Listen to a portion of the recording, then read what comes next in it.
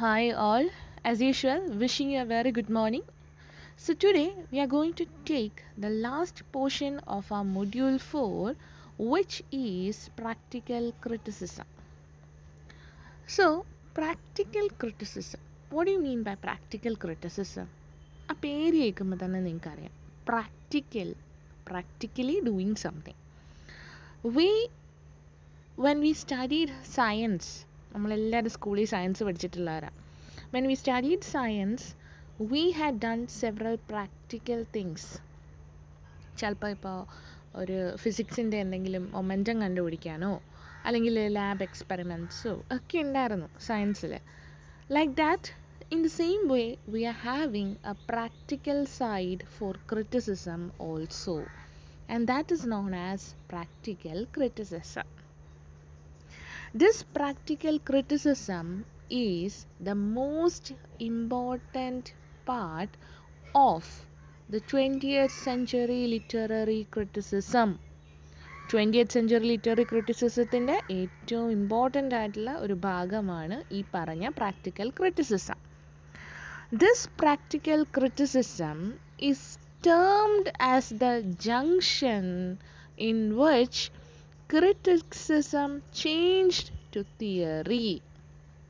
നമ്മളുടെ ഇതേവരെ we had biographical criticism, we had historical criticism, we had so many other types of criticisms, and from these types of criticisms we have reached at a point in which there is no other way to understand literature than to understand from the perspective of a reader.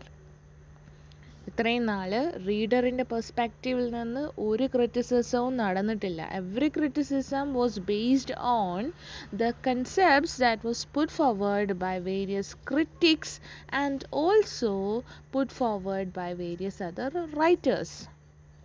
And they tried to understand literature on the basis of how a writer needs to write that particular thing, or the particular poem, or the particular story, and whom he should consider before he writes that particular thing. But from practical criticism onwards, you can see that there is a complete distortion of such thoughts. There is always a different aspect in order to read and understand literature. Literature is fully understood from the perspective of a reader. That is practical criticism. Practical criticism, see, we are studying literary criticism in this semester.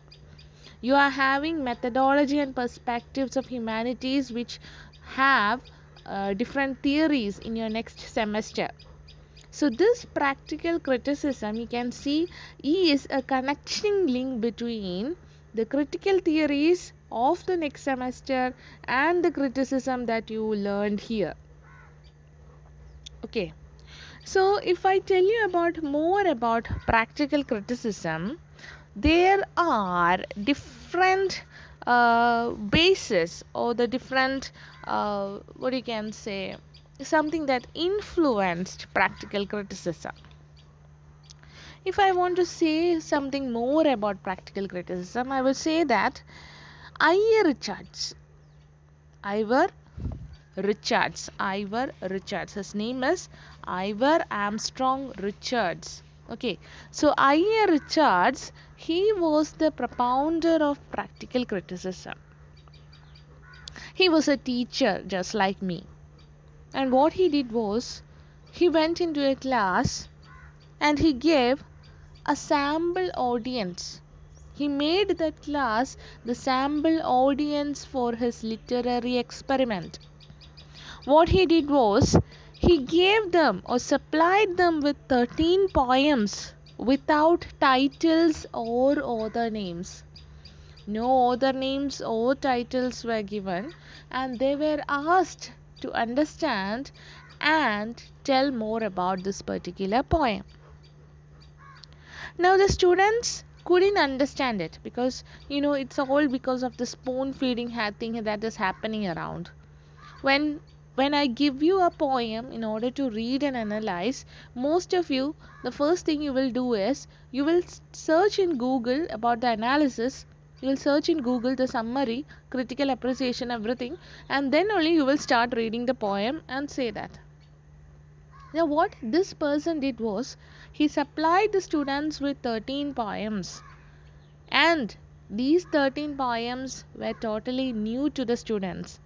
He did not supply daffodils. He did not supply Tintanabi. He did not supply the famous poems of famous writers. But instead, he supplied them with poems which were not so familiar with them. And he also took away the author details and the details that connected it. Even he took away the title. In some poems, the title itself will give us an idea about what that poem is about.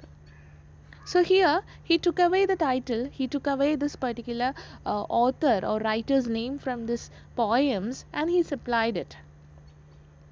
The students were first very surprised. They did not know what to do. Now he encouraged them to read the poems more than once and give 1 week's time to write down their comments. He also gave them 1 week's time to write down their comments. Now, these comments, the selection of the comments that these students gave, he took them and he called them as protocols. And these protocols forms the substance of this particular book. And his book is the Practical Criticism. Okay. So, when you give somebody a particular poem, then he will be understanding. If an unfamiliar poem is given, that particular person will be understanding that particular poem in a way that his knowledge is able to comprehend. If he is a vast reader, he reads a lot of books, and he can understand everything that is inscribed there. But if there are different various descriptions or allusions or references in this particular poem, the reader who is not a vast reader, he will think that, okay, this is not so familiar to me and I am not understanding it, and the first thing I should have to do is I should understand it with the other context. Contextual meaning is being given. Okay, so here you can see that practical criticism was the first innovative method to understand a piece of literature from the perspective of a reader. A reader understands and analyzes the particular literature. Okay, now we can go to the next slide. The contents of the video class consists of Richards and Practical Criticism, Poetry and Synesthesia, Scientific and Emotive Use of Language, and 4 kinds of meaning. So if you go to your syllabus, you can see that module 4, the practical criticism part is totally contained in this content page of the video class. Okay, I forgot to give airplane mode, otherwise somebody will be calling me. So going to practical criticism, it is an analytical approach to literary criticism which was first developed by I.A. Richards. I would like to give you an advice. When you are referencing or hearing the audio class, I request you to keep a notebook in front of you and write down the notes, because these notes, the slides that I am giving you, the notes in these slides are very good, and if I give you a different note, വേറെ ഒരു not നിങ്ങൾക്ക് തന്നു കഴിഞ്ഞാൽ ഉറപ്പായിട്ടും അതൊരു difficult task ആയിരിക്കും നിങ്ങൾക്ക്. കാരണം ആ ഒരു അക്കാഡമിക് ലാംഗ്വേജിലോട്ട് നിങ്ങൾക്ക് ഒരിക്കലും എത്താൻ പറ്റില്ല. കാരണം you are all small children. If you want to have an academic language, obviously I'll be giving it. Okay, കാണാപ്പാഠം പഠിക്കാനൊക്കെ ആഗ്രഹമുള്ളവർക്ക് അത് ഞാൻ തരാം. പക്ഷെ അണ്ടർസ്റ്റാൻഡ് ചെയ്ത് പഠിക്കാൻ ആഗ്രഹമുള്ളവർക്ക് ഇതാണ് the best method. You should have your textbook, you should have your notebook with you, and you should have to write down whatever is given in the slides. Please don't come to me and say that you are not having notes for this, because video class in that ella there are enough and more contents. So you can write all these contents and shape it in an essay. At least you people are about 20 years old. So it's not spoon feeding that I intend to do. Okay. So practical criticism, it is an analytical approach to literary criticism which was first developed by I.A. Richards, in which literary texts are viewed as autonomous and isolated from any literary, historical or biographical context subjected to close reading. Okay. So, practical criticism is a way in which you should understand or analyze literature based on, here everything that is written is called a text. Okay, any written material is a text. അപ്പം ഈ ടെക്സ്റ്റിന് നമ്മൾ analyse ചെയ്യുമ്പോൾ you should have to keep apart the historical dimensions, the literary dimensions, the biographical dimensions that come across this. Okay, it is most importantly a close reading of the text. It's not open close. ആ close അടച്ചു വെക്കുകയല്ല, it is a close reading, അടുത്ത് വെച്ച് വായിക്കുക. Okay, close reading of the text. A landmark of the 20th century criticism that provided new standards and new techniques for examining literature. It dismissed the study of a text based on the history, morality, or any other purpose outside it. So, what happened here is that it's a landmark way of criticism in the 20th century, and it provided new standards and new techniques for examining literature, and it dismissed the study of a text based on the history, morality, etc. അപ്പോൾ background study ഒന്നുമില്ല. Every text that is written, every written form is having an individuality of its on. അപ്പോൾ ഓരോ ടെക്സ്റ്റും അതിൻ്റെ individuality assert ചെയ്യാൻ തുടങ്ങി. It paved way to the 20th century form of criticism which is called as new criticism. ഈ practical criticism ആണ് പിന്നീട് new ക്രിറ്റിസിസത്തിനും വഴി തെളിച്ചത്. New criticism means new type of criticism. ഈ new type of criticism is a bit problematic for you now, because നമ്മളിപ്പോൾ അത് പഠിക്കേണ്ട. New criticism analyses the forms of the text, it understands, it has Russian formalism, പിന്നെ different schools are there, Frankfurt school, Marxist school, പിന്നെ അത് കഴിഞ്ഞിട്ട് structuralism വരും, പിന്നെ post structuralism, deconstruction, Marxism, feminism, post colonialism, അങ്ങനെ ഓരോ തിയറീസ് ആയിട്ട് വന്നുകൊണ്ടിരിക്കും. ഓക്കെ, സോ ഇപ്പോൾ നമ്മൾ പഠിക്കേണ്ടത് പ്രാക്ടിക്കൽ ക്രിറ്റിസിസം ആണ്. പ്രാക്ടിക്കൽ ക്രിറ്റിസിസത്തിൽ നിന്ന് ന്യൂ ക്രിറ്റിസിസം വന്നു. Okay, practical criticism tends to demythologize a certain unknown text and make the readers infer their own meaning on it based on their skills and knowledge. So what did practical criticism do? Practical criticism ഒരു unknown ആയിട്ടുള്ള ഒരു ടെക്സ്റ്റിനെ എടുത്തിട്ട് it tried to understand and make the readers make their own dimension of thinking, and which is based on their skills and their level of understanding. Okay, now I.A. Richards is the person who proposed practical criticism. Now when you go to I.A. Richards, Ivor Armstrong Richards, 1893 to 1979, he was an English educator, literary critic, and a rhetorician. His work contributed to the foundations of new criticism. It is a formalist movement in literary theory which emphasized the close reading of a literary text. Formalist movement, it is based on the forms, text in the different forms, text in the rhyme, rhythm, പിന്നെ images, അതൊക്കെയാണ് forms എന്ന് പറയുന്നത്. അപ്പം this is the formalist movement which emphasized on the close reading of the text. You come closer to the text, especially poetry, in an effort to discover how a work of literature functions as a self-contained and self-referential aesthetic object. So here, practical criticism tries to understand a literature, a work of art, as a self-contained individual object.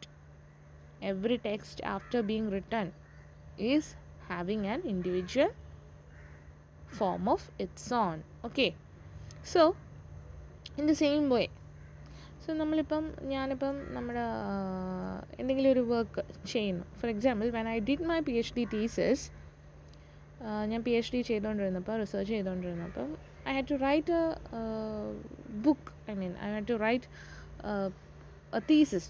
Project ആണല്ലോ, പ്രൊജക്റ്റിൽ we have to write a thesis of our own. Thesis എന്ന് വെച്ചാൽ ഒരു ബൾക്കായിട്ടുള്ള ഒരു കുറച്ച് ഇത്. So my thesis, it was about 350 pages, and these 350 pages we have to write on our own. നമ്മളുടെ തന്നെ ഡയമെൻഷൻസ്, നമ്മളുടെ തന്നെ വേ ഓഫ് തോട്ട്സ്, നമ്മളുടെ പെർസ്പെക്റ്റീവ്സ്, നമ്മളുടെ ക്രിട്ടിക്കൽ തിങ്കിങ് ഒക്കെയാണ് അതിനകത്ത് വരുന്നത്. So what happened here is that when I was writing this, I committed so many mistakes on my way, and my supervising teacher, she kept on telling me, when you are writing a thesis, it is your child, നമ്മളുടെ മകനോ നമ്മളുടെ മകളോ ആണ്. It took me 5 years to do the research, and this research, when I was writing, I took it as a child of my own. Okay, so when after I have written this particular work, I don't have any authority over it, because it's given to the university. The universityയുടെ കീഴിലാണത്. It will come into the thesis repository. My name will be there. Yes, obviously. പക്ഷേ the ideas will be mine, but the individual text will be a different thing. A text is having an individuality of its own. Okay. In the same way, when a writer writes a text, the writer loses any authority over the text after it is published. It becomes published, means it becomes for the public. So that particular text is having an individuality asserted. Okay, so individual assertion എന്ന് പറയുന്ന ആ ഒരു concept തന്നെ കൊണ്ടുവന്നത് ഈ practical criticism ആണ്. Practical Criticism is a book which was written in 1929, and it paved way to a new mode of analyzing and interpreting literature. It paved way to the new way of understanding and analyzing literature. Now, we are going to the 4 kinds of meaning in a text. നിങ്ങളുടെ മൊഡ്യൂളിൻ്റെ അകത്ത് 4 kinds of meaning last സിലബസിലെ last point ആണ്. So 4 kinds of meaning in a text. There are different kinds of meaning in the text. അതിൽ first one ആണ് sense. What the speaker or author speaks is sense.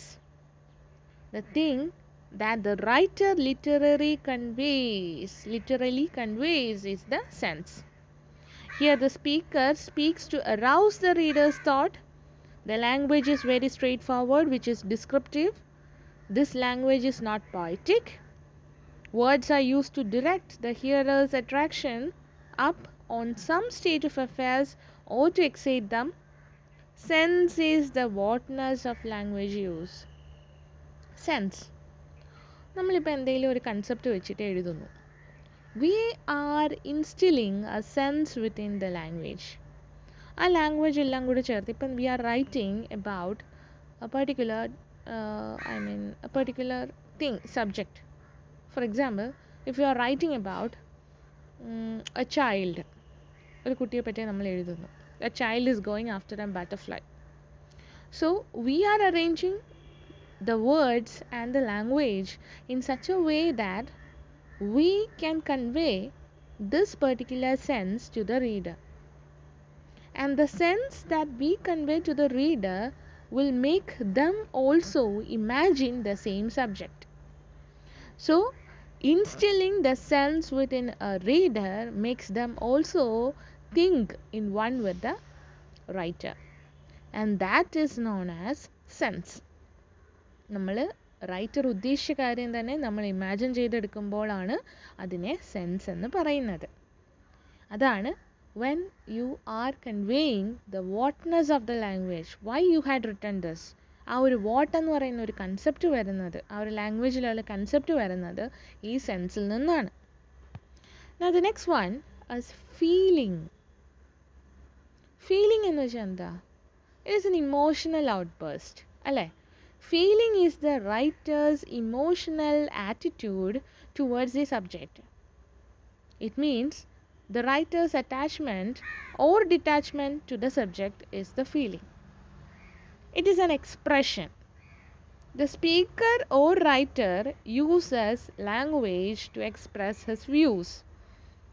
This very language is emotive, poetic, and literary also. Here only rhyme and meter cannot make poetry to be good.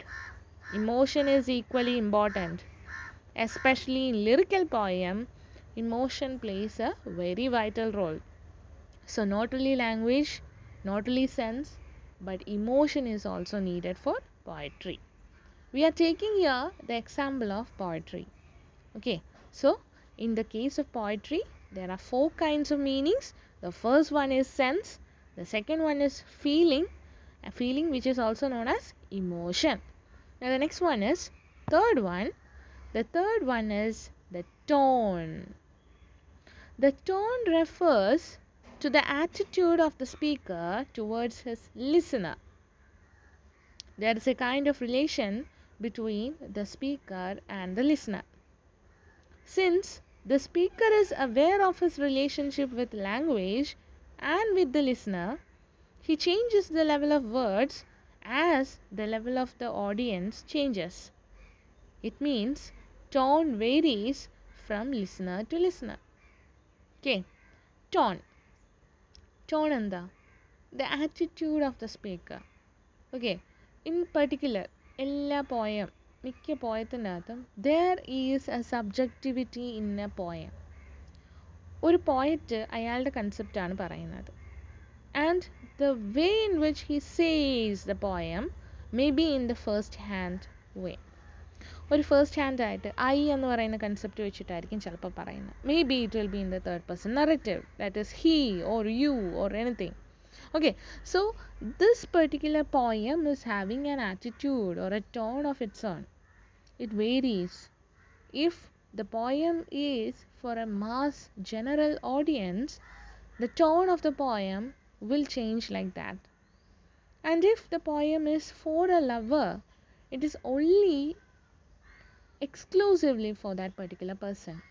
Okay, so the tone changes as such, and the tone varies from listener to listener.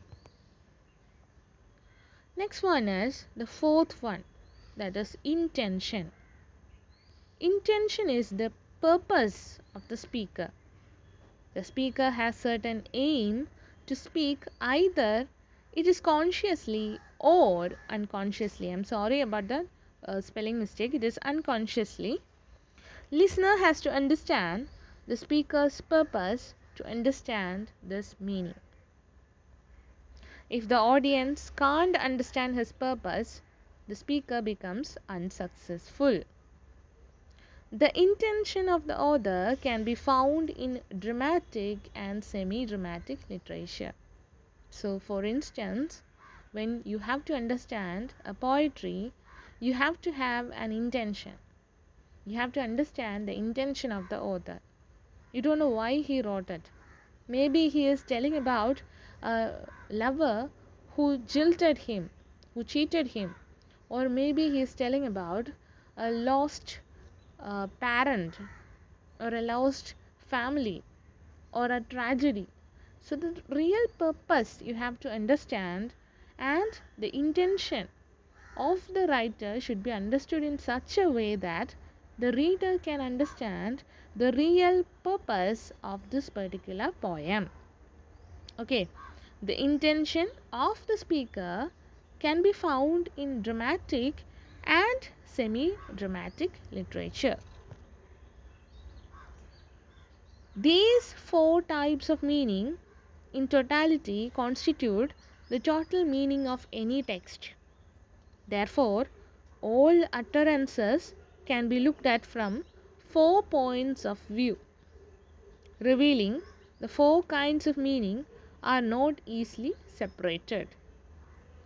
But they are indispensable terms for explaining. Basically, the 4 meanings of the text are interconnected. ഏതൊക്കെയാണ് 4? Sense, tone, intention, feeling, ഇതൊക്കെയാണ്.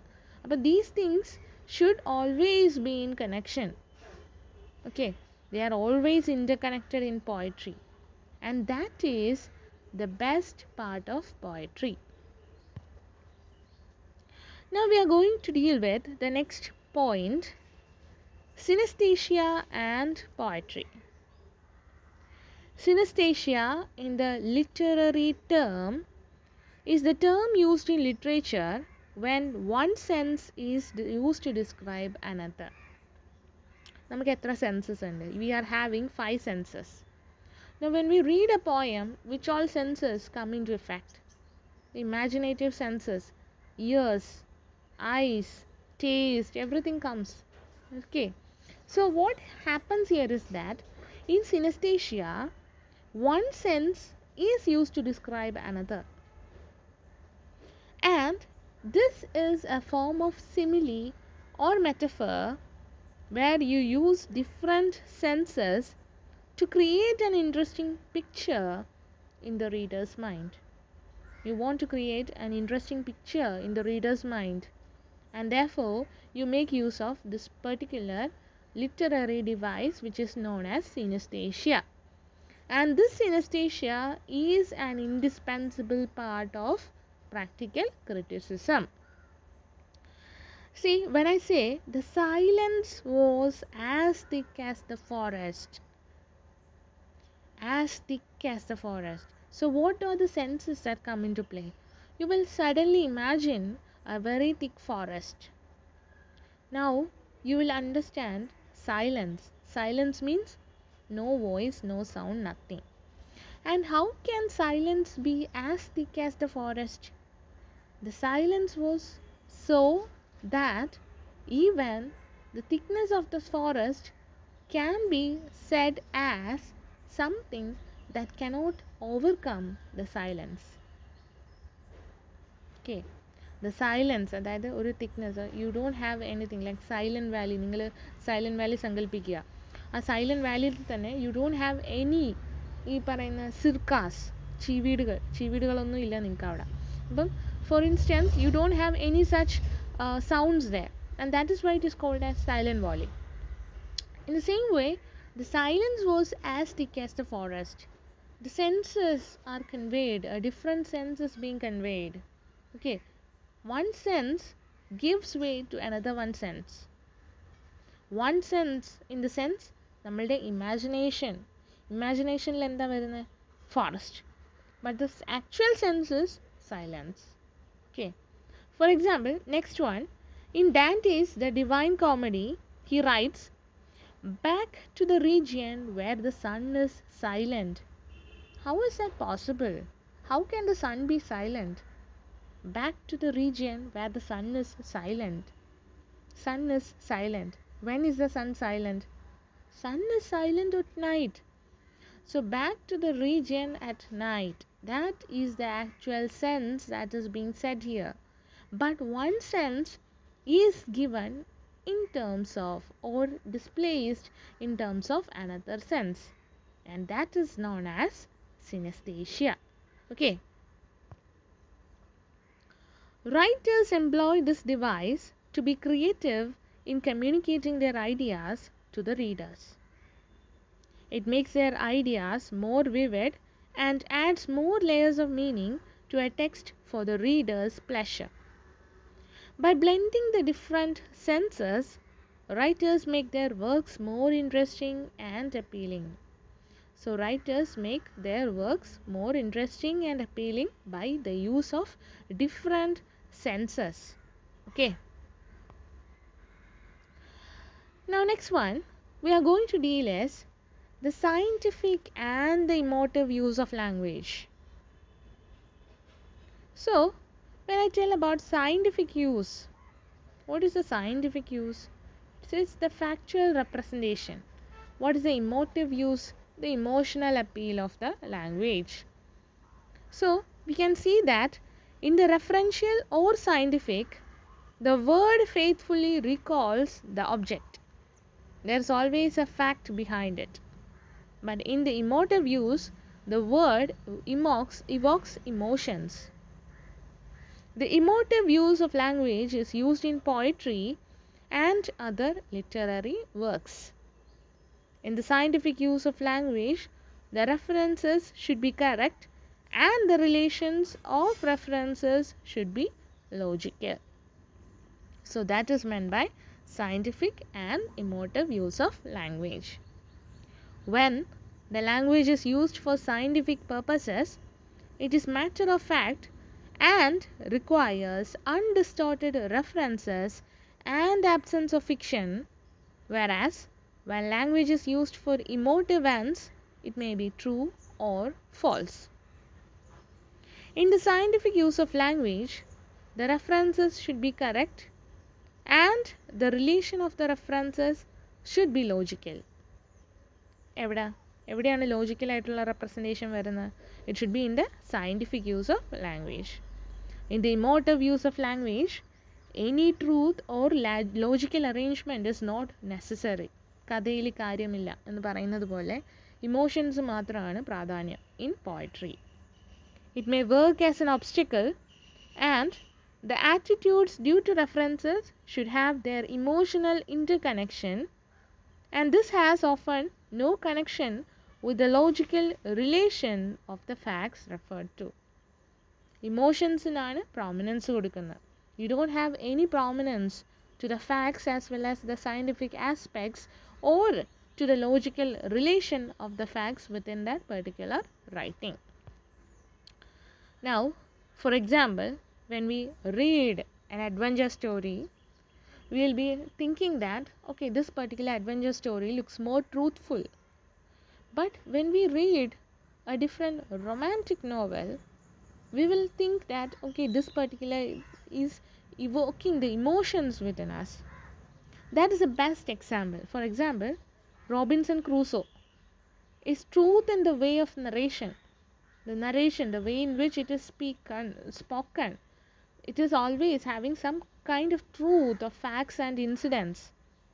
But when you take the tragedy of Shakespeare, which is King Lear, in which towards the end almost all the good people are killed, you can see that a very happy ending for King Lear is not easily accepted by anybody.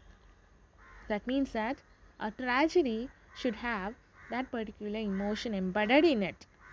And this particular adventure story, like the Robinson Crusoe, will narrate truths and facts which always make the readers think that there is always some way of understanding the truth behind it.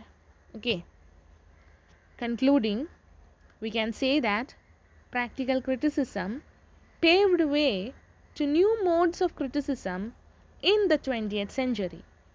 It can be seen as a revelation in the field of literary criticism. Okay. So by this we come to an end, and before we end it, I would like to give you the climax of the story that I have told you earlier. That is, I.A. Richards gave about 13 poems for analysis to his students.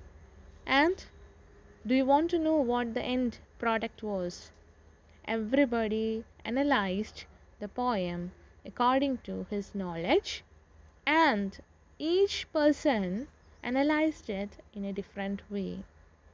And therefore, I.A. Richards understood that practical criticism is the best way to understand how the reader understands a poem.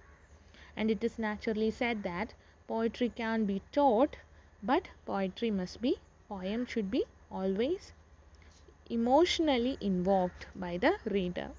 So, a poem which even you take, an anonymous poem which you can take from the internet, when you analyze it, normally you will not be understanding the same emotional wavelength or the sense in which the particular writer has written it. You will always analyze it based on your circumstances. So, by this, we conclude our module 4, and therefore we come to an end of our paper, which is literary criticism. And I hope that all of you have understood. I'll be surely uploading the materials in the Google Classroom, and we'll be having so many activities related to this. So, understand it properly, because always when you study, you should understand it, then only it will always be in your mind. So, with this, I conclude. Thank you. Thanks a lot for bearing with me.